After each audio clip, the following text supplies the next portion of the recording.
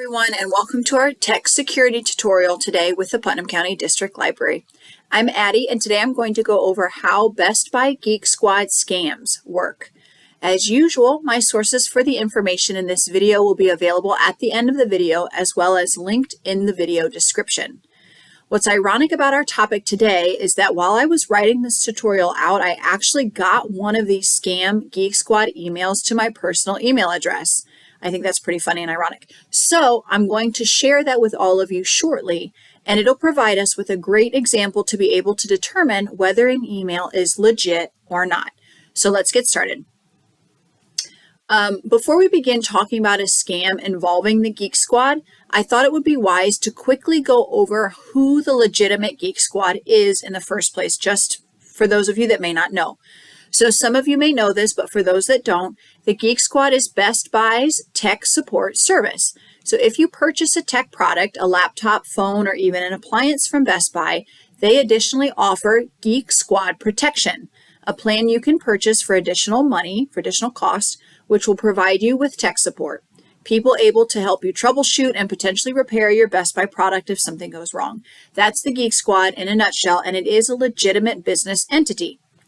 So then how does the Best Buy Geek Squad scam work? You get a text message or an email out of the blue saying that you have been or will be charged several $100s to renew your Geek Squad membership.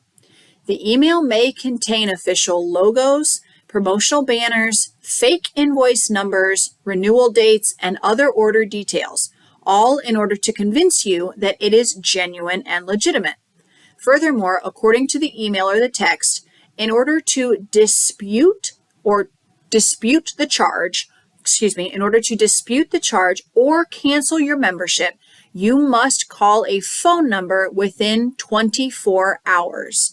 Notice how official that language is, to dispute a charge or cancel your membership, right? That sounds legitimate. Don't fall for it. So what happens is victims panic and they call that number in the email or the text message, which they should not do. Scammers may ask for remote access to your computer or ask for your bank account information to refund your money. Giving them remote access allows them to install spyware programs on your device in order to steal your banking credentials and drain money from your bank account. Obviously, giving them your banking information also allows them to steal your money. So let's take a quick look at the email that I received from the Best Buy Geek Squad a few days ago. Let's have a look and we'll explain some of the features of this email. So I took a screenshot of the email on my iPhone in order to be able to make notes and circle things for the purpose of this video. So we are not in my Gmail app right now. We're actually in my Photos app on my iPhone, and I'm going to use the markup tool to try to highlight some things. So just to avoid confusion, we are not in my Gmail app right now. We are in my Photos app. So I took a photo of the email. So I'd also like to point out that this email went into my Gmail inbox directly. It did not go into my spam. So just because an email shows up in your inbox doesn't mean it's legitimate. Okay, so what's the first thing you notice about this email to you as the viewer? My first impression is that the font is wacky. That is a big red flag. Official emails do not have bold, underlined, and italic font mixed in with normal font. So a great example of this is right here in the greeting where it says, "Hey, true self." You have underline, bold, italic, and capital font all in the greeting. That is not normal. So nor do they have capital letters and lowercase letters mixed within words. So I'm going to go over some more red flags in a second. But I wanted to start initially with the subject of the email, which is right here at the top, billing support provided, and then this whole stream of nonsensical letters and numbers. I think the letters and numbers are, my arrows are really bad on here when I'm using my finger. There we go. It's supposed to be an arrow. My guess is that they're trying with these letters and numbers to mimic an account number. They're trying to prove legitimacy to you upon initial opening of this email.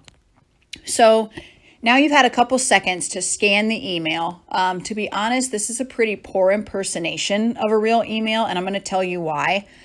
These are all red flags for you to look out in emails, okay? Whether or not an email or not is legit, these are red flags for you to look out for. So we already mentioned the inconsistent font here, and there's examples of that throughout the email. Here's another one. For whatever reason, they've put squad as underline and bold. They're missing capital letters where they probably should have them. Thanks, that where it says, hey, true self, thanks. Thanks should be a capital T, right? It's the first word in a sentence. So any kind of like font typing inconsistencies, that's a red flag. If you're noticing those and you're saying to yourself, I don't normally see that in an email, that's great. That's a great reaction to have. That's because it's probably not legitimate when you see that. I also wanted to mention here the from address here. It's a name. It's a person's name. It's not the official email of a company. It's somebody's name. It's like a person-to-person email, which doesn't happen if this is this type of email. If they're notifying you that your account is, in delinquency or whatever you need to pay, or you're getting charged, they're not going to send it person to person. They're going to send it officially. We already looked at this a second ago, but that first line, hey, true self, that's a generalized greeting. They're not addressing the recipient by name. That's another red flag. Okay, so some general open-ended, hey, for example, hey, true self, that's not an official email. Poor grammar and spelling. I mean, if you take a second to read through this, like I said before, they're missing some capitals here. Since you have stated the auto renewal option today, thus the bill amount for you plan, there's a typo right there. It would be your plan, right? So take a quick second just to read through. This is just a really generally unprofessional looking email. That's a red flag. It's a fake. I have seen more credible fakes than this one, but it provides a great example to go over what to watch out for. So let's just go down through here. Here we have some more bold, and the J in January is not capitalized. They also, and this is something small, but here they have, when you're looking at end 20th January 2023, in the United States, we generally put our date as month, day, year. From elsewhere, and I talk about this, something similar to this later in this video, but the fact that they put the day and then the month and then the year indicates to me that this maybe was not sent from somebody in the United States. This may have been sent from Europe or whatever, the way that they do it. Here online, I mean, look at how goofy that looks, right? The L is lowercase, the I is uppercase, N is uppercase. Like I mentioned, it's just way off. And then here's this number that I mentioned. They want me to call this 1-808-272-8598. I'm not calling that, and you shouldn't either. Okay, so there's some red flags. If you read through this, you're going to see more than what I've just mentioned. So, like I said, a great example of a fake email. So now that we've examined the false Geek Squad email, I want to go over a couple tips to avoid the Geek Squad scams. So let's say you receive an email like this from the Geek Squad and you're still struggling to decide if it's credible or not. Here's a few things you can do. The first thing is just to take a deep breath and ask yourself if you've purchased anything from Best Buy recently, called or visited a Best Buy recently, or bought the Geek Squad membership. Try to remain calm and take a second to review what you personally have or haven't done. I know in these moments it's easy to get flustered, it's easy to panic, and my first tip is just to take a deep breath, okay? The next thing would be to contact the company in question, Best Buy or otherwise, by using a phone number that you know is real. Do not call the number included in the message. I'm going to repeat that. Do not call the phone number included in the message. You can Google the company's name. That should give you a legitimate number to contact them with. Okay?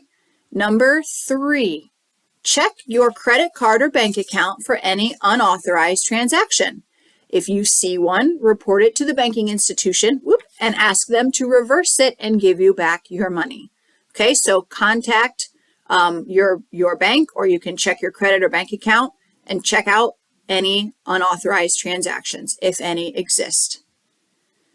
Number 4, take note, I thought this one was interesting. Take note of the currency in the transaction. Okay, so is it USD? If it's not, if it's different than your currency, it's probably from a scammer. Number 5, I've said this one before, I will say it again. Don't click on links in emails. If you're not sure, follow the advice from tip number 1. Google the company's phone number and give them a call.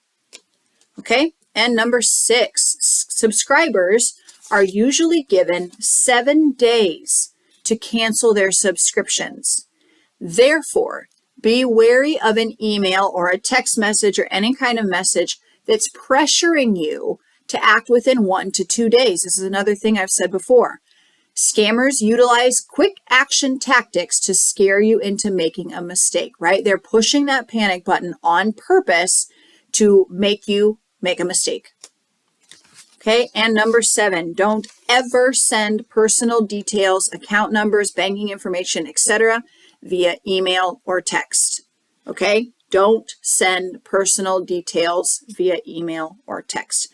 So there are 7 tips that can help you just in general, specifically, of course, with this type of scam, but things to keep in mind. Okay, thanks for watching.